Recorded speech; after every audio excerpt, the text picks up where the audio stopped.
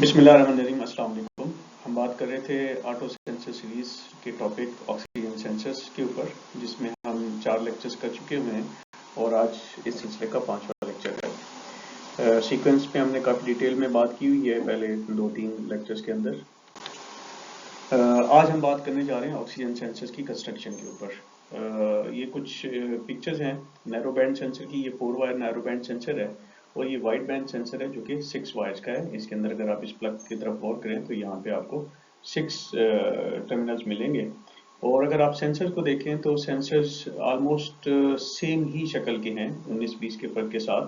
तो इसीलिए इन सेंसर्स को पहचानना बड़ा मुश्किल होता है। हम पिछले लेक्चर में ये बात कहते हैं कि 5 वायर्स और 6 वायर्स के जो सेंसर हैं वो तो आप आंखें बंद करके बता सकते हैं कि वाइड बैंड सेंसर है, जबकि 4 वायर सेंसर जो है ना वो वाइड बैंड में भी आता है और नैरो बैंड में भी आता है। और नैरो बैंड में हमने कहा था ना सिर्फ 4 वायर आता है बल्कि 1 wire, single wire, double wire और 3 वायर भी आते हैं और 4 वायर भी आता है। तो इसलिए जो 4 वायर गाड़ियों के ऊपर सेंसर लगे हैं, आजकल गाड़ियों पे 4 वायर ही ज़्यादातर होते हैं, उनमें नैरो बैंड और वाइड बैंड की तमीज़ करना मुश्किल है।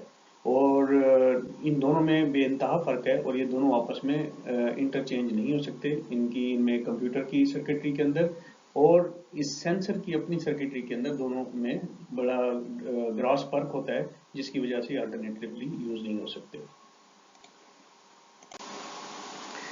अब हम आ जाते हैं ऑक्सीजन सेंसर की कंस्ट्रक्शन के ऊपर। ये ऑक्सीजन सेंसर का कट अवे एक डायग्राम है, उसकी शक्ल है।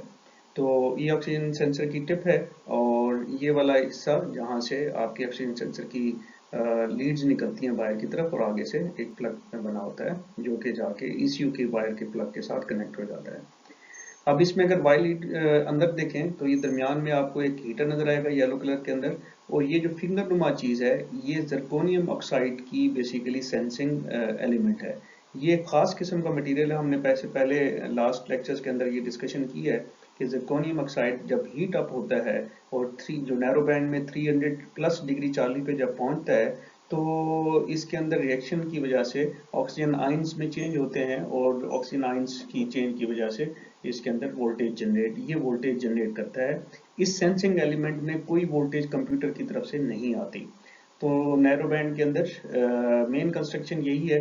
जो वाइड बैंड है उसमें भी सिमिलर कंस्ट्रक्शन होती है, लेकिन सर्किटरी का फर्क होता है इस तरफ को, और जो कंप्यूटर है उसकी उस टाइप पे फर्क होता है। ये हम उसके वर्किंग प्रिंसिपल और उसके ऊपर जब हम बात करेंगे तो उसमें डिटेल से इस चीज़ को देखेंगे।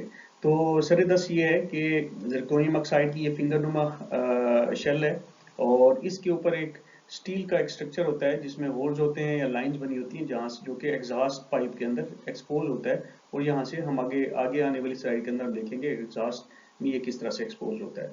और फिर इसके अंदर जो है ना बाहर पूरा स्टेनलेस स्टील का शेल होता है और दरमियान में सिरामिक की बुशिंग होती है और ये उस बुशिंग के अंदर इनक्लोज होता है। और यहाँ से इस साइड से अगर ये आप थोड़ी सी झरी देखें या ये कैविटी देखें, इस कैविटी की मदद से यहाँ ऑक्सीजन सेंसर बास के ऊपर थोड़े होल्स होते हैं इस साइड के ऊपर जहाँ से वायर्स निकल रही होती हैं, या वायर्स के ऊपर जो शीथ लगी होती है, ये क्लॉथ जो प्लास्टिक का इंसुलेटिंग स्लीव होती है, उस स्लीव की मदद से जो एयर के अंदर ऑक्सीजन होती है वो ऑक्सीजन यहाँ पे अवेलेबल होके इस हीटर के इर्द गिर्द इस जगह तक सारी ऑक्सीजन अवेलेबल होती है, जो कि एयर के अंदर हम जानते हैं तकरीबन 21% ऑक्सीजन अवेलेबल होती है। और इधर से एग्जॉस्ट से जो ऑक्सीजन एग्जॉस्ट में रिमेनिंग ऑक्सीजन आइडियल बनने के बाद हमने बात की थी कि अगर आइडियल बर्निंग हो रही है कंबस्शन चैम्बर के अंदर तो आपको तकरीबन 1.8 से मैक्सिमम 2% ऑक्सीजन मिलेगी एग्जॉस्ट के अंदर।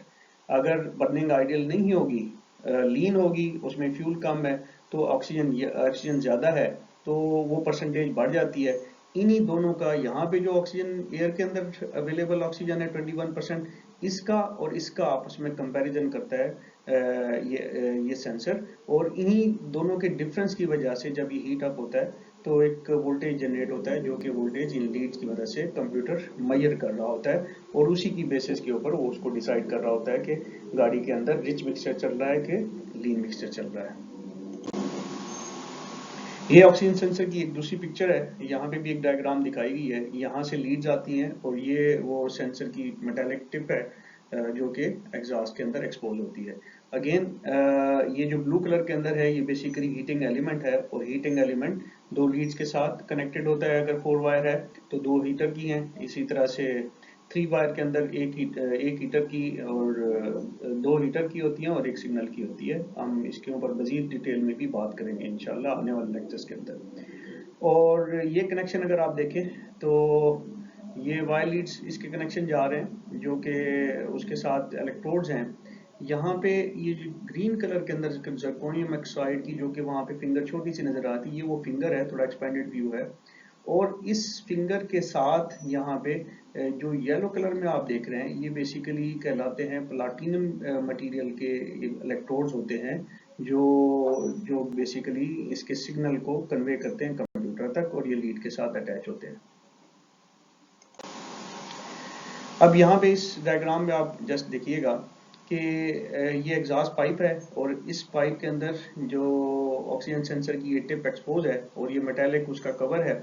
मेटालिक कवर से जो ऑक्सीजन कंटेंट अवेलेबल होगा वो यहाँ से इन दर्जों से जो मेटालिक कवर के सुराख हैं या लाइन सी झरियाँ सी बनी हुई हैं, यहाँ से एक्सपोज होके इस जगह तक इसको अवेलेबल हो जाते हैं, जो कि ये प्लाटिनम का मटेरियल का एक इलेक्ट्रोड है, और यहाँ तक अवेलेबल होते हैं। लाइक वाइज जो हीटर एलिमेंट है उसके बीच के अंदर फ्रेश एयर जो बाहर इन्वायरमेंट में होती है वहाँ से 21% ऑक्सीजन यहाँ पे अवेलेबल होती है इस जगह के ऊपर, और यहाँ पे हीट अप होता है और फिर चार्ज डेवलप होते हैं। उसकी उसकी डिटेल में हम बाद में बात करेंगे। और ये जो प्लाटिनम का इलेक्ट्रोड और ये इलेक्ट्रोड, इन दोनों इलेक्ट्रोड का से इन दोनों इलेक्ट्रोड पे एक डिफरेंट वोल्टेज पोटेंशियल का डिफरेंस आ जाता है। एक साइड पे ज़्यादा होता है, एक साइड पे कम होता है, जिसकी वजह से जब भी हम जानते हैं कि वोल्टेज पोटेंशियल दो मेटल के दरमियान, दो कंडक्टर के दरमियान में अगर वोल्टेज पोटेंशियल का डिफरेंस होगा तो वो डिफरेंस क्या करेगा, वो वहाँ पे आपको वोल्ट, अगर आप दो लीड्स लगाएंगे तो वहाँ पे आप उनका वोल्ट पोटेंशियल मालूम कर सकते हैं। यही कॉन्सेप्ट है जो कि वहाँ पे इस्तेमाल हो रहा है। मजीद डिटेल में हम इसकी वर्किंग प्रिंसिपल के ऊपर बात करेंगे। Thank you all.